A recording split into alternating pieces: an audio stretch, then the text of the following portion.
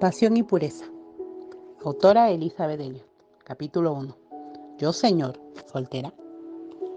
No había una gran vista desde la ventana. La característica principal eran los basureros detrás del comedor. Las ventanas cerradas no bloqueaban ni el tremendo estrépito y estruendo de la recogida temprano en la mañana, ni el ofensivo efluvio de la cocina diaria.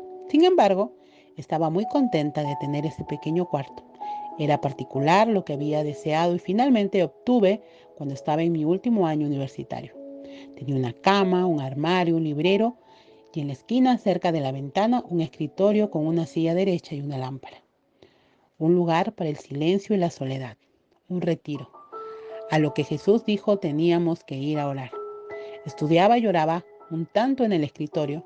Había árboles de arce y un viejo olmo detrás de los basureros. Con frecuencia me distraía por la cantidad, el rebaño, el roce de las ardillas que allí vivían.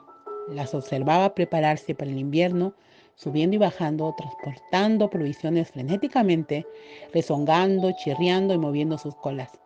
Vi las hojas del arce cambiar de color y caerse.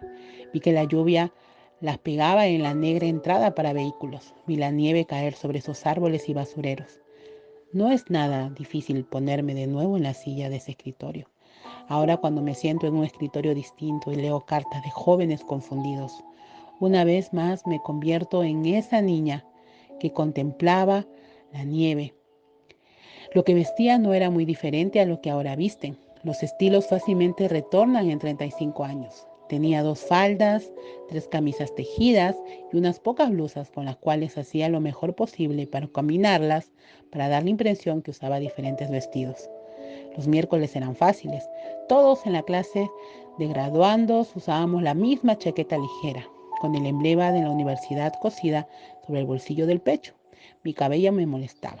Era rubio, no tenía rizo alguno y crecía cerca de 2,54 centímetros al mes.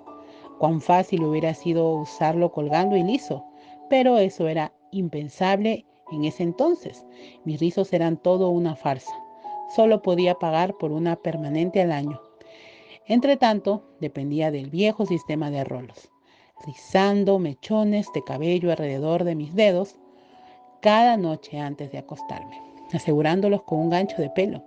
Si no podía hacer mucho con mi cabello, menos podía hacer con mi rostro. Como la mayoría de las jóvenes deseaba ser hermosa, pero parecía en vano disputar tanto con lo que se me había dado, aparte de usar un discreto toque de un pálido creyón de labios, algo llamado tangui, que costaba 10 centavos, y un toque de polvo en mi nariz. Ese año necesitaba aquel pequeño y acogedor cuarto, quizás más que nunca. Tenía que lidiar con algunos asuntos que habrían de echar a andar mi vida. Durante el verano anterior había terminado de orar acerca de si habría de ser una misionera. Así lo haría, luego de los amigos que mis amigos hermanos de Plymouth llamarían un ejercicio y los que ahora las personas llaman una lucha. Por fin estaba claro. La lucha no era sobre cualquier indisposición por cruzar un océano o vivir bajo un techo de paja, sino sobre si esto era idea mía o de Dios y si debía ser cirujana. Me encantaba disecar cosas o lingüista. Llegué a la conclusión de que Dios, que me llamaba y que el llamado era a la lingüística. Pedí certeza del Señor y la obtuve, así que se acabó. Pero había otro asunto que no se me había terminado de manera alguna. Dios sabía que para ese asunto me haría falta un lugar a solas y era cerca de estar sola por el resto de mi vida, decía. Yo, señor, soltera. Parecía entremeterse entre mí y mis libros de texto griego.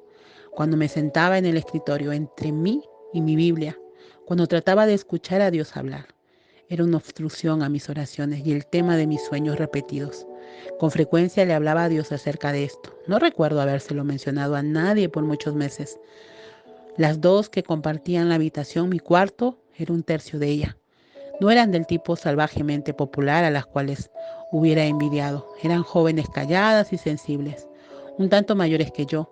Una era estudiante de música que pasaba la mayor parte de su tiempo practicando el órgano en el conservatorio y la otra había sido una waif, la rama femenina de la Marina estadounidense, y era una experta en tejer medias.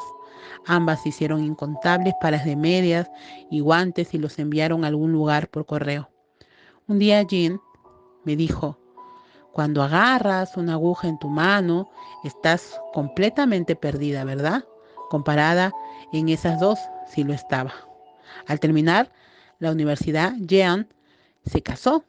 Bárbara todavía estaba soltera. No guardo recuerdo de ninguna conversación con ellas acerca del amor y el matrimonio, aunque debemos haber tenido alguna, pero estoy completamente segura de que para las tres la soltería significaba una cosa: virginidad. Si una era soltera, no se había acostado con ningún hombre. Si habría de ser soltera permanentemente, jamás iría a la cama con un hombre, por supuesto. Eso fue hace 100 años. Pero aún 100 años atrás, para muchas personas, cualquiera que creyera seriamente eso y cumpliera, hubiera sido visto como un extravagante. Quizás éramos la minoría. No puedo estar segura en cuanto a eso. Por cierto, la mayoría profesaba creer que mejor era limitar la actividad sexual a esposos y esposas.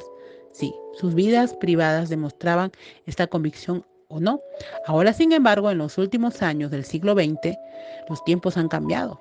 Según nos dicen, por miles de años la sociedad dependió de cierto orden en el asunto del sexo. Un hombre tomaba una esposa o esposas, de acuerdo a cómo estaba prescrito, y vivía con ella o ellas bajo reglas reconocidas. El que jugueteaba con la esposa o las esposas de otros hombres corría su propio riesgo. Una mujer sabia, que poseía un tesoro invaluable, su virginidad, lo resguardaba celosamente para el hombre que pagara un precio por ella. Compromiso al matrimonio con ella y solo ella. Hasta en las sociedades en donde la poligamia era permitida, había reglas que gobernaban las responsabilidades de los cónyuges, de los cuales dependía toda la estabilidad de la sociedad. De alguna manera hemos adquirido la idea de que podemos olvidar todas las reglas sin que nos pase nada. Decimos que los tiempos han cambiado, por fin estamos liberadas de nuestras inhibiciones. Podemos en efecto tenerlo todo y no engancharnos. Las mujeres pueden ser salteadoras si lo desean tanto como los hombres. Y esto no lo son, a menos que lo hayan probado, seduciendo tantas mujeres como le haya sido posible, o tantos hombres, porque ahora se puede elegir de acuerdo a la preferencia sexual. Podemos acostarnos con el deseo del sexo opuesto o los de nuestro. No importa, es una mera cuestión de gusto. De todos tenemos el derecho a nuestros gustos. Todas son iguales.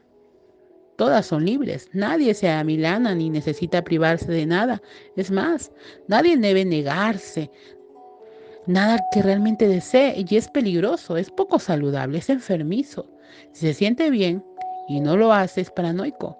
Si no es agradable y lo hace, es un masoquista. Mis compañeras de cuarto y yo creíamos que soltería era sinónimo de virginidad, no porque éramos estudiantes universitarias de hace 100 años, cuando todos creían eso, no porque no conocíamos nada más, no era porque éramos muy inocentes como para no haber oído que las personas han estado cometiendo adulterio y fornicación por milenios, no era porque todavía no estábamos liberadas, ni siquiera porque éramos estúpidas. La razón es que éramos cristianas, valorábamos la santidad del sexo. Me senté en el escritorio junto a la ventana y pensé mucho y arduamente acerca del matrimonio. Sabía la clase de hombre que deseaba. Tendría que ser un hombre que valorara la virginidad, la suya, así como la mía, tanto como yo. ¿Qué deseaban las mujeres hoy en día? ¿Qué desean los hombres? Es decir, en lo profundo. ¿Qué desean en realidad? Sí, los tiempos han cambiado. ¿Habrán cambiado también los anhelos humanos? ¿Qué de los principios? ¿Han cambiado los principios cristianos? Respondo con un no. Las últimas tres preguntas, un no enfático. Estoy convencida de que el corazón humano tiene hambre de constancia. A cambiar la santidad del sexo por aventuras locas sin discernimiento alguno, cedemos algo que realmente necesitamos. Cuando ya no se valora y se protege la virginidad y la pureza y aburrimiento, monotonía y letargo en toda la vida. Al tratar de hallar satisfacción en todas partes, no la encontramos en ninguna parte.